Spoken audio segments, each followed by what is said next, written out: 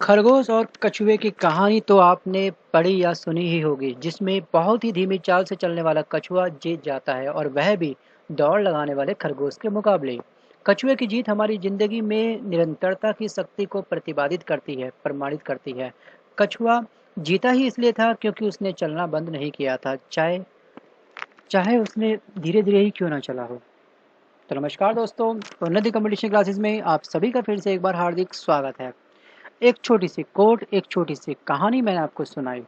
इस कहानी से आप पहले से ही अवगत होंगे, तो इस बात पर विचार करिएगा और आपको भी रुकना नहीं है। ना ही तो तेज तेज आपको दौड़ना है कि जिससे थक जाओ, आपको दौड़ना भी नहीं है, आपको रुकना भी नहीं है जिससे कि आप आलसी बन जाओ। केवल और केवल आपको चलते जाना है, बस आराम आराम से बढ़ना है, आराम आराम से पढ़ना है आपको और आगे बढ़ना है। आज के इस वीडियो में हम बात करेंगे लुसेंट बुक के बारे में। ये होगा इसका पार्ट 13 और इसमें हम डिस्कस करेंगे भारतीय राष्ट्रीय आंदोलन से संबंधित महत्वपूर्ण संगठन एवं संस्थाएं और उनके संस्थापक क्या थे उसके बारे में आज हम बात करेंगे। तो चलिए शुरू करते हैं। इस बुक में सबसे जो इम्पोर्टेंट है वो है आपका 4 नंबर पॉइंट, युवा बंगाल आंदोलन। इसकी स्थापना वर्ष जो थी वो थी 1826 और इसके संस्थापक थे हेनरी लुई विवियन डेरोजियो। अगला जो संस्था है वो है आपकी ब्रह्मा समाज, कई बार ये पूछा गया एग्जाम में, और इसकी स्थापना हुई थी 1828 में और इसके संस्थापक जो थे वो थे राजा राम मोहन राय। इसके बाद हम सीधे बात करेंगे 12 नंबर के बारे में, साइंटिफिक सोसाइटी। स्थापना हुई थी 1864 में और सर सैयद अहमद खान ने इसकी स्थापना करी थी। अगला जो पॉइंट है वो है आपका प्रार्थना समाज, 1867 केशव चंद्र के सहयोग से हुई थी, एम जी रानडे ने करी थी, आत्माराम पांडुकर एवं देवेंद्र नाथ ठाकुर आदियों ने करी थी। अगली संस्था का नाम है आपका वेद समाज, 1867 आचार्य केशव चंद्र सेन इसके संस्थापक थे। 17 सत्य शोधक समाज, 1873 ज्योतिबा फूले। क्वेश्चन नंबर 19 है इंडियन लीग, 1875 शिशिर कुमार घोष। 20 है आपका आर्य समाज, 1875 स्वामी दयानंद सरस्वती इसके संस्थापक थे। देखिए मैं आपसे कहना चाहूँगा कि अगर आपने बुक अब तक नहीं उठाई है, केवल आप इसको सुन रहे हैं, या तो आप अपने साथ में रखिए A4 पेज, इन सबको नोट करिए, या फिर अपने साथ में रखिए ये बुक।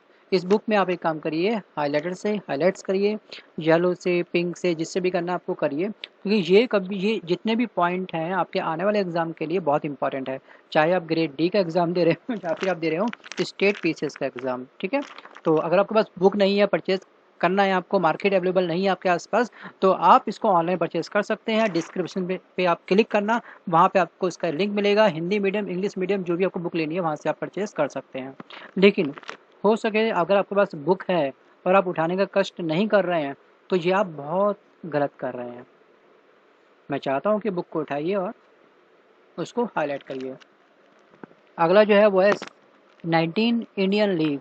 इसकी स्थापना हुई थी 1875 में, संस्थापक थे इसके शिशिर कुमार घोष। 20 नंबर आर्य समाज, 1875 स्वामी दयानंद सरस्वती। राष्ट्रीय कांग्रेस की स्थापना कब हुई थी? ये हुई थी 1885 में और ए ओ होम इसके संस्थापक थे।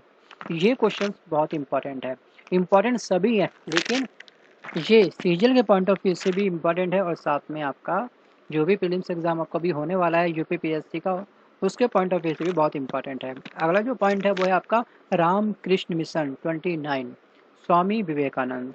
मुस्लिम लीग के संस्थापक कौन थे? 1906 में इसकी स्थापना हुई थी और आगा खां एवं सलीम उल्लाह इसके संस्थापक थे। आगे हम बात करते हैं गदर पार्टी। गदर पार्टी की स्थापना हुई थी 1913 में, लाला हरदयाल एवं कांसीराम ने इसकी स्थापना करी थी। Hindu Mahasabha 1915 Madan Mohan Malviya. Home rule league 1916 तिलक एवं एनी बेसेंट। 40 नंबर 40 नंबर है खिलाफत आंदोलन। अली बंधु 1919 में इसकी स्थापना करी थी। अगला भी काफी इंपॉर्टेंट है स्वराज पार्टी 1923 में, मोतीलाल नेहरू एवं चितरंजन दास। हरिजन सेवक संघ की स्थापना हुई थी पुणे में 1932 में और ये करी थी महात्मा गांधी ने। देखिए यहाँ पर क्या होता है कि बी आर अम्बेडकर और महात्मा गांधी यहाँ पे आपको दोनों ही ऑप्शंस आपको एग्जाम में देगा, लेकिन मैक्सिमम लगता है लोगों को हरिजन मतलब SC ST OBC की बात चल रही है, ठीक है ना। तो क्या पता BR अम्बेडकर होंगे, तो मैक्सिमम बच्चे BR अम्बेडकर को ही क्लिक करके आते हैं, लेकिन ऐसा नहीं था।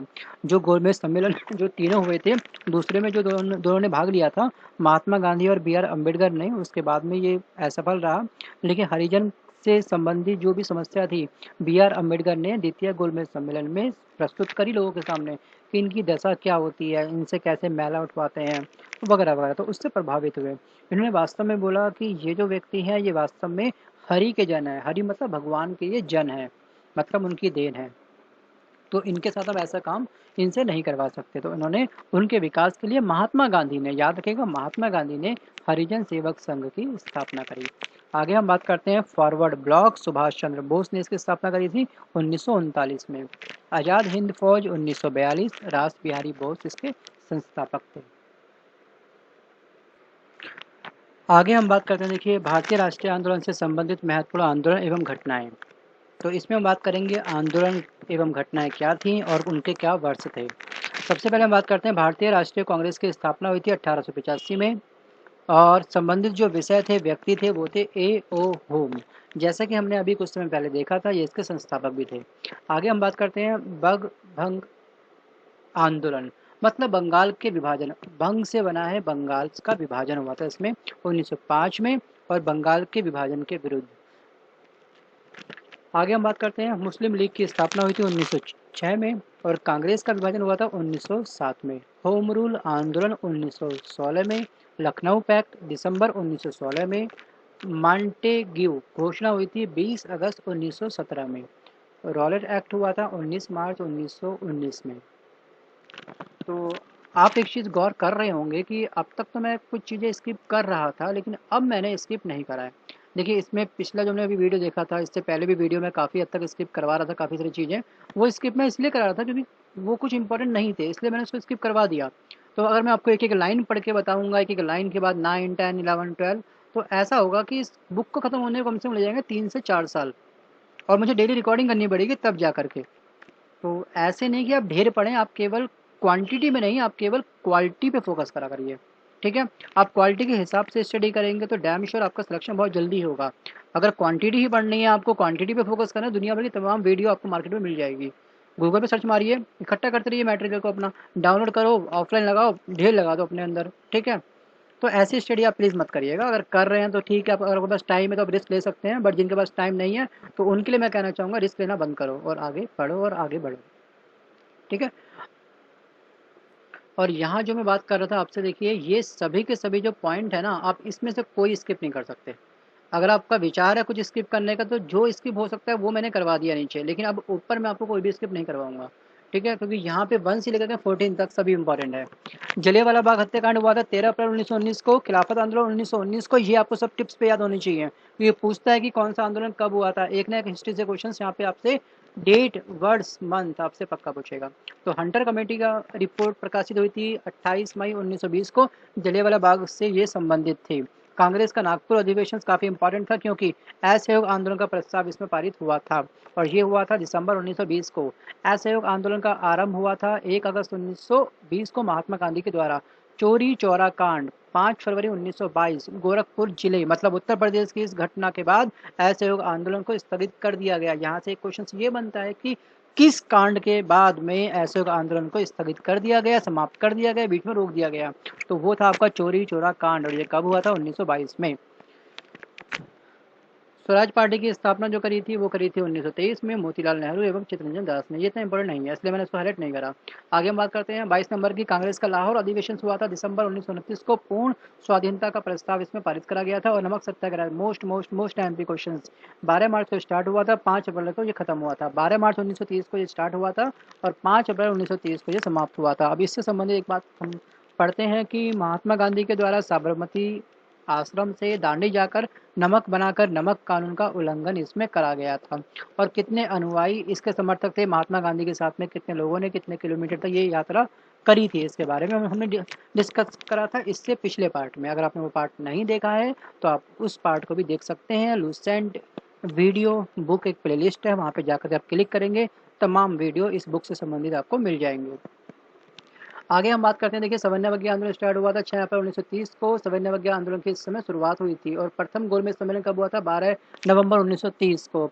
प्रधानमंत्री थे मैकडोनाल्ड की अध्यक्षता में, और ये मैकडोनाल्ड एक्चुअली प्रथम गोलमेज सम्मेलन, सेकंड और थर्ड तीनों गोलमेज सम्मेलन में जो प्रधानमंत्री रहे थे वो मैकडोनाल्ड ही थे, ये चेंज नहीं हुए थे। ठीक है, इसी के साथ एक क्वेश्चन आपसे ये भी पूछता है कि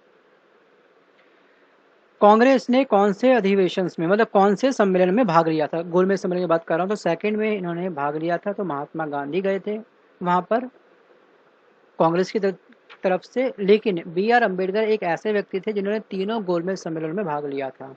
तीनों गोलमेज सम्मेलन में किसने भाग लिया था? आपसे कभी कभी एग्जाम में ये भी पूछता है, तो आप याद रखिएगा, बी आर अम्बेडकर। आगे हम बात करते हैं, गांधी इरविन समझौता हुआ था 4 मार्च 1931 को। द्वितीय गोलमेज सम्मेलन हुआ था 7 सितंबर 1931 को, और गांधी जी ने इसमें भाग लिया था। पूना पैक्ट 24 सितंबर 1932 को। तीसरा गोलमेज सम्मेलन हुआ था 17 नवंबर 1932 को। फॉरवर्ड ब्लॉक का गठन हुआ था 1 मई 1939 को, और किसने करा था? ये करा था सुभाष चंद्र बोस ने। पाकिस्तान की मांग पहली बार कब रखी गई थी? मुस्लिम लीग के लाहौर अधिवेशन में रखी गई थी 24 मार्च 1940 को। अगस्त प्रस्ताव 8 अगस्त 1940 को, और आपका क्रिप्स मिशन का प्रस्ताव हुआ था मार्च 1942 को। भारत छोड़ो आंदोलन की शुरुआत करी थी, ये प्रस्ताव जो था 8 अगस्त 1942 को महात्मा गांधी के द्वारा। शिमला समझौता, शिमला सम्मेलन 25 जून 1945 को सभी राजनीतिक दलों का ही सम्मेलन था।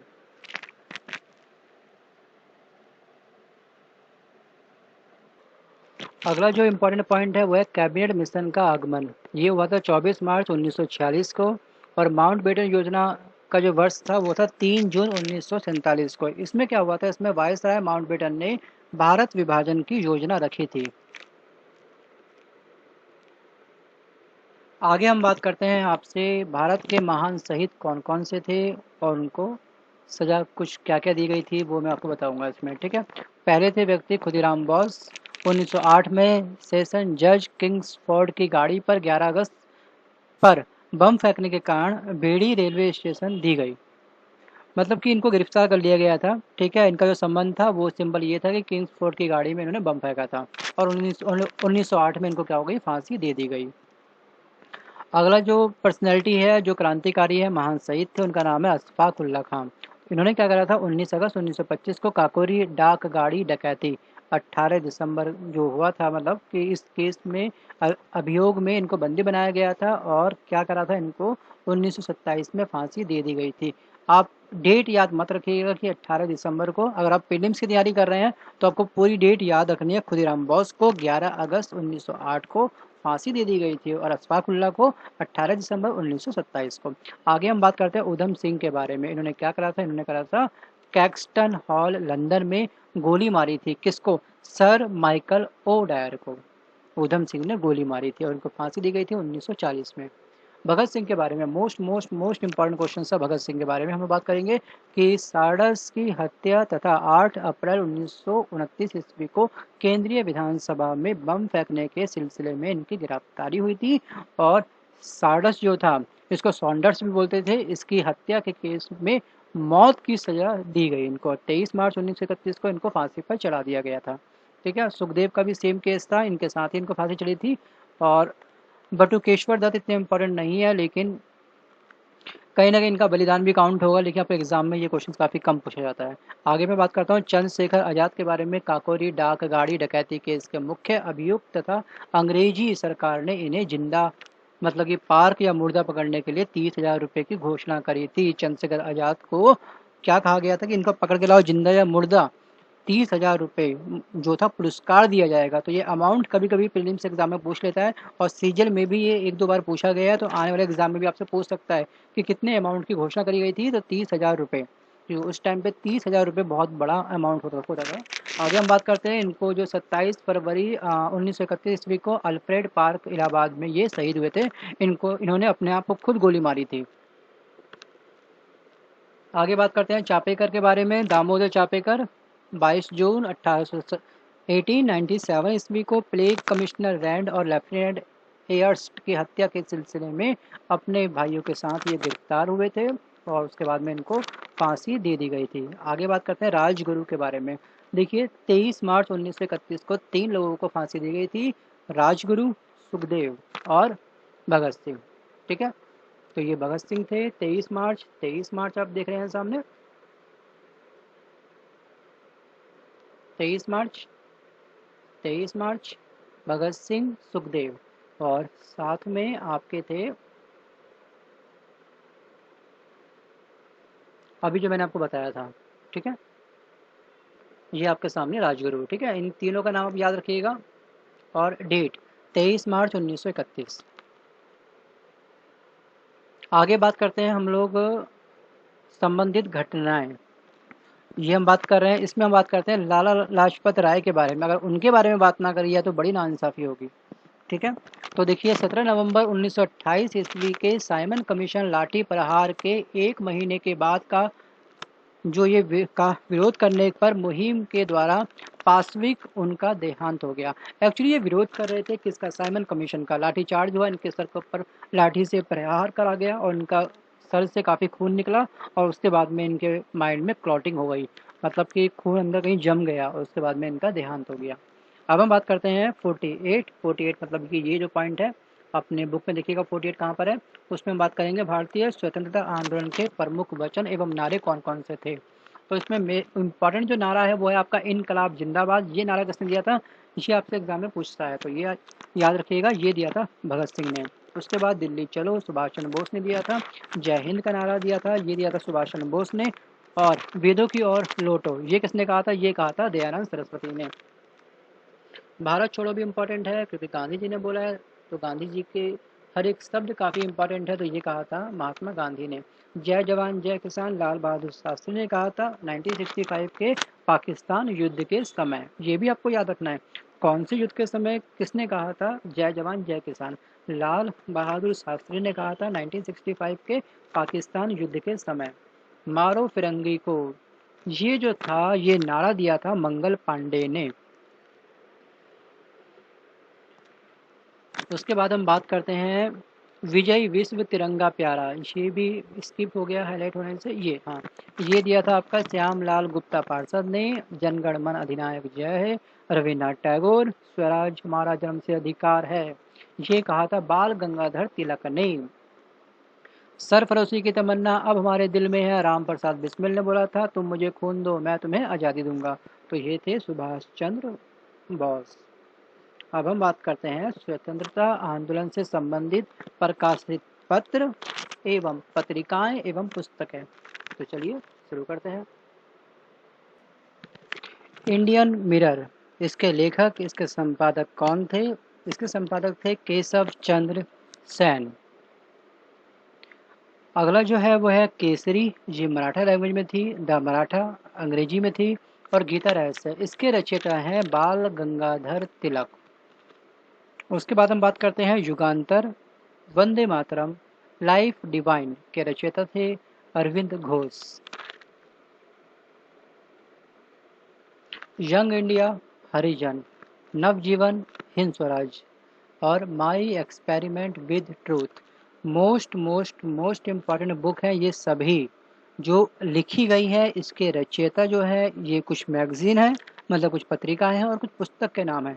आपको ये कंप्लीट लाइन अपने नोट्स में लिखनी है और ये लिखी है महात्मा गांधी ने। ठीक है, और इसमें से कुछ भी आपको स्किप नहीं करना है। ठीक है, जो स्किप करने लायक था वो मैं ऑलरेडी स्किप कर चुका हूँ। आप इसमें से भी स्किप करेंगे तो शायद आपकी जीके का थोड़ा सा, मतलब कि थोड़ा क्या मैं कहूँगा बहुत हो सकता है आपका डामाडोल। तो प्लीज़ आप ऐसा रिस्क मत लेना क्योंकि एग्ज़ाम का लेवल काफ़ी हाई हो रहा है। कॉम्पिटिटिव एग्ज़ाम की आप तैयारी कर रहे हैं, पोस्ट निकलती कम है, भरते कितना है, कट ऑफ कितना जाता है, ये मुझे बताने की फ़िलहाल आपको अभी आवश्यकता नहीं है, ये आपको पहले से पता होगा। देखिए अगला जो वो है बुक वो है आपका फ्री हिंदुस्तान। इसके राइटर थे तारकनाथ दास। ये जो पूछा गया है आपका उत्तराखंड के एग्ज़ाम में, ये कई बार पूछा गया था। ठीक है, और यूपी के एग्ज़ाम में, तो इसलिए जो बच्चे वहाँ की तैयारी कर रहे हैं, देखिए आप कहीं की भी तैयारी कर रहे हो सभी इंपॉर्टेंट है, लेकिन ये मैंने हल्का सा कोई हिंट दिया कि आप उसको स्किप मत करना क्योंकि एसएससी वाले स्टूडेंट को शायद ये लगा होगा फ्री हिंदुस्तान मैंने कभी कहीं नहीं पढ़ा। तो ठीक है, नहीं पढ़ा तो कोई बात नहीं, शुरुआत कभी ना कभी होती है, क्या पता आपके आने वाले एग्जाम में ये दिख जाए आपको तब, तो इसलिए स्किप मत करिए इसको भी। आगे बात करते हैं poverty and un British rule in India. Rast Goftar, तो इसके रचयिता थे आपके Dadabhai Naoroji. India divided, doctor Rajendra Prasad. Unhappy India, Lala Lajpat Rai. India wins freedom, गुब्बारे खातिर, अल हिलाल। 3 पुस्तक हैं, तो सबसे इम्पोर्टेंट जो है वो है आपका इंडिया विंस फ्रीडम, तो इसके रचयिता थे Abdul Kalam Azad. Discovery of India या ग्लिम्पसेज ऑफ वर्ल्ड हिस्ट्री या मेरी कहानी, इसके रचयिता थे Jawaharlal Nehru. India unrest, India unrest, sir Valentine सिरोल। War of India, Indian independence, war of Indian independence, इसके राइटर हैं वीर सावरकर। और नील दर्पण लिखी है आपके दीन बंधु मित्र ने, बहुत इंपॉर्टेंट बुक है। नील दर्पण के रचयिता कौन है, कई बार ये एग्जाम में पूछा गया है, तो इसके राइटर हैं आपके दीन बंधु मित्र। भारतीय दुर्दशा, भारतेंदु हरिश्चंद्र। Indian struggle, Subhash Chandra Bose. और आनंद मठ के रचयिता हैं आपके बंकिम चंद्र चट्टोपाध्याय। इन्होंने 2 पुस्तक लिखी है, लेकिन ज़्यादा इंपॉर्टेंट है आपकी आनंद मठ।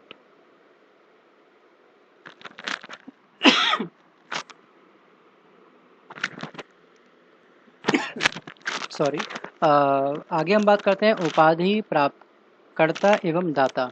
थोड़ा सा डिस्प्ले फैड है क्योंकि स्कैनिंग करते समय थोड़ी क्लैरिटी नहीं आ पाई।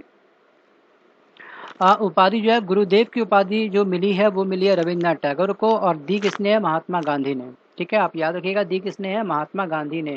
किसको कौन सी उपाधि मिली है, तो ये पूरी लाइन आप याद रखिएगा। आगे हम बात करते हैं, इसके बाद में आपको महात्मा की उपाधि किसने किसको दी थी। महात्मा की उपाधि प्राप्त है महात्मा गांधी को, और रविन्द्रनाथ टैगोर ने ये दी थी महात्मा गांधी को। नेताजी सुभाष चंद्र बोस, एडोल्फ हिटलर ने ये उपाधि उनको दी थी। तो देखिए यहाँ पे जो भी हम पढ़ रहे हैं सामने डिस्प्ले पर, ये सब के सब इम्पॉर्टेंट है, इसमें से कुछ भी हम स्किप नहीं कर सकते हैं। कहीं ना कहीं एग्जाम में ये सभी पूछे गए हैं, तो इसलिए आपको सभी पेन डाउन करना है और अपनी बुक पे इसको एज इट इज़ इसी तरह से हाईलाइट करना है। आगे हम बात करते हैं, देखिए यहाँ पर इसमें जो इम्पोर्टेंट है, इसमें बस इम्पोर्टेंट है आपका विवेकानंद, स्वामी विवेकानंद महाराज खतेड़ी ने ये इनको उपाधि दी थी। तो इसमें जो इम्पोर्टेंट विवेकानंद से ज़्यादा इम्पोर्टेंट है आपके राष्ट्रपति और राजा को राजा राम मोहन राय किसने कहा था, ये तो ये कहा था अकबर द्वितीय ने। आगे हम बात करते हैं, इसमें कांग्रेस अधिवेशन कब और कहाँ पर हुए थे, इसके बारे में हम बात करेंगे। तो थोड़ा सा इसको मैं, तो कौन सा अधिवेशन कब हुआ था ये आपको टिप्स पे याद होने चाहिए, खासतौर पे यूपी से संबंधित जो भी एरिया हैं वो सब आपको याद होने चाहिए। ठीक है, तो यहाँ पे हर एक वर्ष दिया गया है कब कौन सा हुआ था। तो ये पूरा मैप है, मैप के थ्रू भी आप याद कर सकते हैं कि हाँ दिल्ली में ये 3 हुए थे, कानपुर में ये हुए थे, लखनऊ में इधर 3 हुए थे, इलाहाबाद में आपको 2 दिखाई दे रहे हैं। ठीक है, नागपुर में 2 हुए थे, अमरावती में केवल 1 ही हुआ था, पूना में 1 हुआ था। तो ये सब क्या है, कांग्रेस अधिवेशन कब और कहाँ हुए थे, छोटा सा एक मैप के थ्रू आपको समझाया गया है। हम बात करते हैं फिलहाल नीचे यहाँ पर कि कौन सा अधिवेशन कब हुआ था, कौन सी खास बात कब थी। देखिए सबसे पहले हम बात करेंगे पहला अधिवेशन कब और कहाँ हुआ था, उसके अध्यक्ष कौन थे और उसकी विशेष बात क्या थी। पहला अधिवेशन हुआ था 1885 में। एक्चुअली ये होना था किसी और जगह पर, वहाँ पे एक्चुअली प्लेग चल रहा था, उसके बाद में शिफ्ट हो गया मुंबई में। और उस समय इसके अध्यक्ष थे व्योमेश चंद्र बनर्जी, और इसमें 72 प्रतिनिधियों ने पार्टिसिपेट करा था। चौथा अधिवेशन इम्पोर्टेंट है इसके बाद में, इसमें आपका इम्पोर्टेंट है आपका इलाहाबाद में हुआ था 1888 में। शायद आपको क्लैरिटी कुछ नज़र नहीं आ रही होगी, कम आ रही होगी, इसके लिए मैं नेक्स्ट टाइम क्वालिटी पे थोड़ा और फोकस रखूँगा। तो 1888 में प्रथम अंग्रेज अध्यक्ष इसमें रहे थे जॉर्ज यूले, और पहली बार वंदे मातरम गाया गया था कांग्रेस के कौन से अधिवेशन में, ये क्वेश्चन कई बार पूछा गया है। तो ये 12वां अधिवेशन था, 1896 में हुआ था कलकत्ता में। इसके अध्यक्ष थे रहीमतुल्ला सयानी। पहली बार स्वराज शब्द का प्रयोग कब करा गया था, जब 22वां अधिवेशन हुआ था कांग्रेस का। और ये कब हुआ था, ये हुआ था 1906 में कलकत्ता में। उस समय इसके अध्यक्ष कौन थे, दादा भाई नरोजी। आपको अध्यक्ष, स्थान और कब हुआ था वो वर्ष आपको याद होना चाहिए, और क्या उसकी विशेषता थी उस अधिवेशन की वो भी आपको याद करना पड़ेगा। कांग्रेस का प्रथम विभाजन कब हुआ था, 1907 में हुआ था। 23वां अधिवेशन उस टाइम पे चल रहा था, उस टाइम पे अध्यक्ष थे डॉक्टर रास बिहारी घोष। पहली बार जनगण मन गाया गया था 1911 में, कलकत्ता में हुआ था अधिवेशन, और ये था 27वां। और उस टाइम पे अध्यक्ष थे आपके पंडित विशन नारायण धर। प्रथम महिला अध्यक्ष कब बनी थी, ये बनी थी कलकत्ता अधिवेशन हुआ था 1917 में। इसके अध्यक्ष थी श्रीमती एनी बेसेंट। पहली महिला अध्यक्ष कौन है, श्रीमती एनी बेसेंट। उसके बाद हम बात करते हैं डायरेक्ट पूर्ण स्वराज की मांग कब रखी गई थी। 1929 में अधिवेशन हुआ था, ये था आपका 45वां, और ये हुआ था लाहौर में, और पंडित जवाहरलाल नेहरू ने पहली बार पूर्ण स्वराज की मांग रखी थी। तो एग्जाम में यहाँ से क्वेश्चन कुछ इस तरह से पूछता है कि पंडित जवाहरलाल नेहरू ने पूर्ण स्वराज की मांग कौन से अधिवेशन में कब और कहाँ रखी थी। तो ये था आपका 45वां, 1929, और लाहौर में ये अधिवेशन हुआ था। आगे बात करते हैं आज़ादी के समय अध्यक्ष कौन थे।